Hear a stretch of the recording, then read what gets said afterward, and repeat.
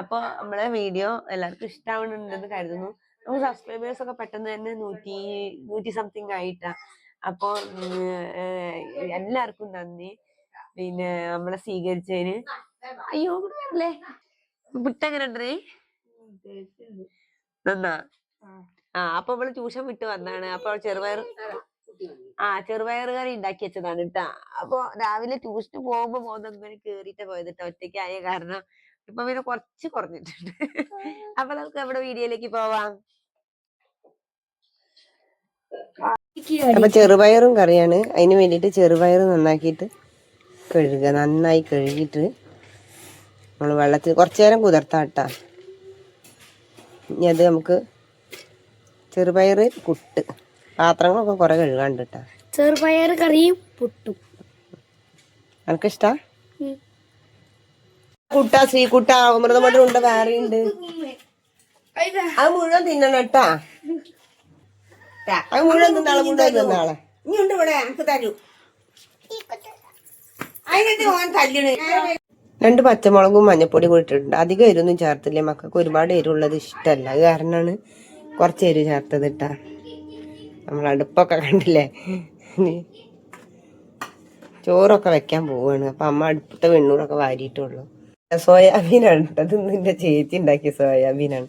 ഓള് ആസ്പത്രി പോണതിന്റെ മുന്നേ എന്നോട് പറഞ്ഞ് സോയാബീൻ വേവണില്ലാന്ന് പറഞ്ഞിട്ട് കുക്കറിൽ ആദ്യം സോയാബീൻ അടിച്ചിട്ടാ. എന്നിട്ട് പിന്നെ ഈ ഉള്ളി തക്കാളിയൊക്കെ മസാല ഇതിൽ ഉണ്ടാക്കിയിട്ട് അതിൽ മിക്സ് ചെയ്ത് കൊടുക്കുക ചെയ്ത് കേട്ടോ. അപ്പൊ കുറച്ച് അത്യാവശ്യം ഉടഞ്ഞിട്ടുണ്ട്.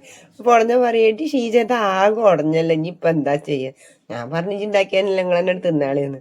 അത് കാരണം അധികം ഒന്നും ചെലവായിട്ടില്ല. കുറച്ച് ഓളും മോളും കൊണ്ടുപോയി. ഇന്ന് 5 മണിക്ക് സ്കൂളില്ല. അടുക്കളയിൽ അമ്മ ട്യൂഷൻ കഴിഞ്ഞ അപ്പൊ തന്നെ വരും വെച്ചിട്ടുണ്ട് കേട്ടാ. കാര്യമായിട്ട് ചോറും ചുക്കളും അടുപ്പത്ത് ഉണ്ടാക്കുള്ളൂ. ബാക്കി ഒരുവിധ സാധനങ്ങളൊക്കെ ഗ്യാസും ഉണ്ടാക്കും. നമുക്ക് ഇവിടെ വിറകാണെങ്കിലും പൈസ കൊടുത്ത് വാങ്ങണം, ഗ്യാസ് ആണെങ്കിലും പൈസ കൊടുത്തിട്ടുണ്ട്. അപ്പൊ പിന്നെ ഒക്കെ കണക്ക് തന്നെയാണ്. അതുകൊണ്ട് ഇവിടെ കാടും അങ്ങനത്തെ ഒന്നുമുള്ള സ്ഥലമല്ല. അപ്പൊ ചെറുപയർ ഇതാ ആയിട്ടുണ്ട് കേട്ടാ. അതിൽ പച്ചമുളകും മഞ്ഞപ്പൊടി മാത്രം ഇട്ട് വെച്ചേന്ന്. ഇനി എനിക്ക് ഇത്തിരി തേങ്ങ ചിരകിയിട്ട് അരയ്ക്കണം. ഒരു 1-2 വെളുത്തുള്ളും കൂടി ഇട്ടാ പിന്നെ ഗ്യാസ് ഒന്ന് കുറഞ്ഞോട്ടെ വെച്ചിട്ട്. അപ്പൊ തേങ്ങ ഇറങ്ങുമ്പോ ശ്രീകുട്ടെ ഇങ്ങനെ കൈ നീട്ടുകയാണ് കേട്ടോ. പണ്ടൊക്കെ ഞാൻ തേങ്ങ ഇറങ്ങുമ്പോ ഒരു 3 ആളും കൂടി വന്ന് കൂട്ടാ. എന്നിട്ട് 3 ആളും ഇങ്ങനെ വായാട്ടി തരും. ചെറുക്കണ് വരെ വായിക്ക് വെച്ചെടുക്കാൻ മാത്രമേ ഉണ്ടാവുള്ളൂ. അതെ, ഈ ഭാഗത്തുള്ളത് ഞാനേ മൈക്ക് ഉണ്ട് വിചാരിച്ചിട്ട് ഞാനിങ്ങനെ വോയിസ് ഇട്ടിരുന്നിട്ടാ ആ സമയത്ത്. അപ്പൊ മൈക്കത്തെ ചാർജ് കഴിഞ്ഞ കാരണം അത് ഓഫ് ആയിട്ടുണ്ട്. എനിക്കാണെങ്കിൽ ചെറിയൊരു ശ്വാസം മുട്ടലും ഉണ്ട് കേട്ടോ. അതുകൊണ്ട് ഇടയ്ക്കിടയ്ക്ക് ഒരു മുക്കലൊക്കെ കേൾക്കുന്നുണ്ടാവും. ഞാൻ എന്നാലും അതൊക്കെ മാക്സിമം ഒഴിവാക്കിയിട്ടാണ് കേട്ടോ സംസാരിക്കുന്നത്. ശ്വാസം മുട്ടലിൻ്റെ ഒരു പ്രശ്നമുണ്ട്. ഞാൻ ഇൻഹേലർ യൂസ് ചെയ്യുന്ന ഒരാളാണ് കേട്ടോ. അപ്പം ഇവരിങ്ങനെ കൈ നീട്ടി വാങ്ങും. ലാസ്റ്റ് ചിരകിയിട്ട് ഒന്നും ഉണ്ടാവില്ല കേട്ടോ. അപ്പം ഞങ്ങൾ വീട് പണിയായപ്പോൾ വാടകയ്ക്ക് പോയിരുന്നു.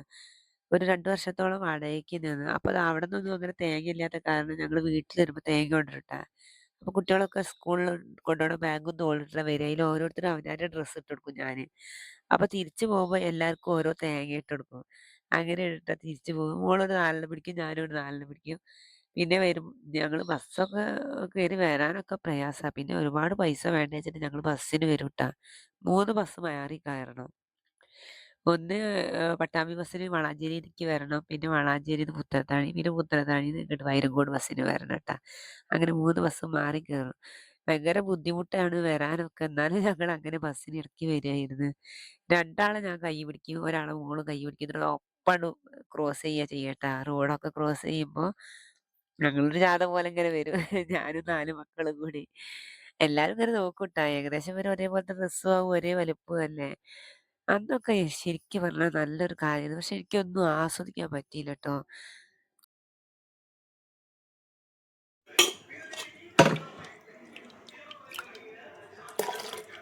മിക്സി ഒന്ന് കുലുക്കിയിട്ടും കൂടി എടുത്തിട്ട വെള്ളം. എന്നിട്ട് നന്നായിട്ടൊന്ന് മിക്സ് ചെയ്തിട്ട് ജസ്റ്റ് ഒന്ന് തിളക്കിന് വരെ വെച്ച് കൊടുക്കട്ടാ.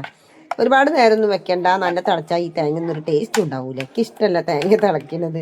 അപ്പം അത് പീര പോലെ ആയിട്ടുണ്ടാവും. അങ്ങനെ ആകുമ്പോൾ ഒരു രസമില്ല. 12 മണിക്കല്ലേ വിടുള്ളൂ. കടുക് പൊട്ടിയോ?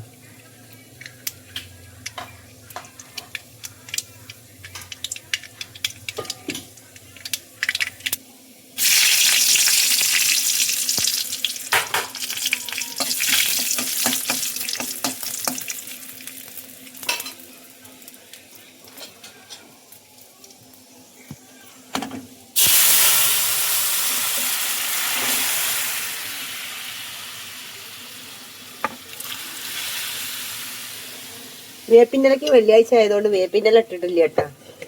അമ്മ പറഞ്ഞു വേപ്പിൻ്റെലക്ക് വെള്ളിയാഴ്ചയാണ് ഇന്ന് നിൽക്കണ്ടെന്ന്. അപ്പൊ ഞാൻ പറഞ്ഞേ വെള്ളിയാഴ്ച ആളുണ്ടാക്കിയല്ലേ, വേപ്പിൻ്റെല ദൈവം ഉണ്ടാക്കിയല്ലേന്ന് പറഞ്ഞു. സാധനം എന്തായാലും വെള്ളിയാഴ്ചയാണ്, അതുകൊണ്ട് നമ്മള് വേപ്പിൻ്റെല അടുപ്പിലിട്ട് ഞാൻ അത് കാരണം അത് ഉണങ്ങി പോണ്ട. അപ്പൊ പുട്ടും കടലൊക്കെ ആയിട്ട്, പുട്ടും ചെറുപയറും ആയിട്ടുണ്ട്, കടല എന്നാ പറഞ്ഞത്. അപ്പൊ ഇനി അടുത്ത സ്റ്റെപ്പ് നമുക്ക് കഴിക്കാന്നുള്ള കേട്ടാ. എന്നും ചേച്ചി പറഞ്ഞു ഈ വെള്ളം കുറവാണ് പുട്ടുണ്ടാക്കിയാല്. ഞാൻ ഇത്തിരി അധികം വെള്ളം ചേർത്ത്. അപ്പൊ കണ്ട പുട്ടിന്റെ കോലം ഇങ്ങനെ ഒട്ടി പിടിച്ചിട്ടായത്. അടുപ്പത്തെ ചോറ് ആവാനായിട്ടാ. ചോറ് ആവാനായിട്ടില്ല, അരിയിടാൻ പോവാണ്. ചോറ് ആയിട്ടില്ല കേട്ടാ.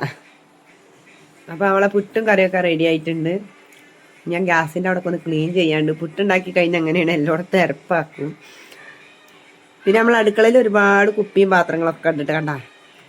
സാധാരണക്കാരുടെ അടുക്കളയിലെ കുപ്പിയും പാത്രങ്ങളും ഇങ്ങനെയൊക്കെ ആയിരിക്കും കേട്ടാ. നല്ല ഭംഗിയുള്ളതൊന്നും കാണാൻ പറ്റൂല.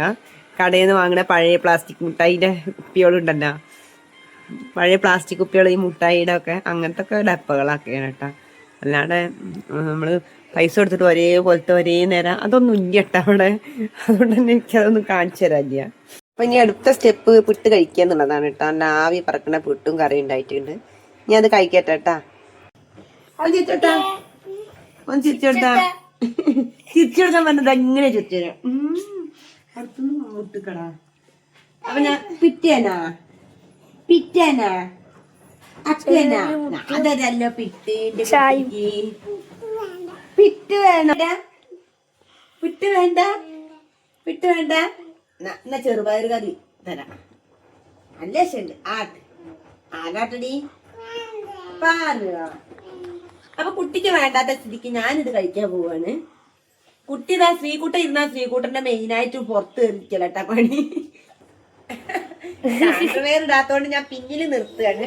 ഫോട്ടോ എടുക്കുന്നത് ഭയങ്കര ഇഷ്ടാട്ടോ, നല്ല അഭിനയാണ് കേട്ടോ. ഇങ്ങനെ പോസ്റ്റ് ചെയ്തിട്ടൊക്കെ അഭിനയിക്കും. അടി കാണുന്നുണ്ടെങ്കിൽ ഞാൻ ഈ ഭാഗം ഡിലീറ്റ് ചെയ്യും കേട്ടാ, പറയാൻ പറ്റില്ല. അപ്പൊ ഞങ്ങളുടെ ചാനൽ ഇഷ്ടപ്പെട്ടാൽ ലൈക്ക് ചെയ്യാനും കമന്റ് ചെയ്യാനും സബ്സ്ക്രൈബ് ചെയ്യാനും മറക്കരുത് കേട്ടാ. എന്റെ കുട്ടിക്കും വേണ്ടിയിട്ട് ഞാൻ ഒന്നും കൂടി പറയുന്നു, ബെല്ലൈക്കൺ കൂടി വെക്കണം. അതന്നെ.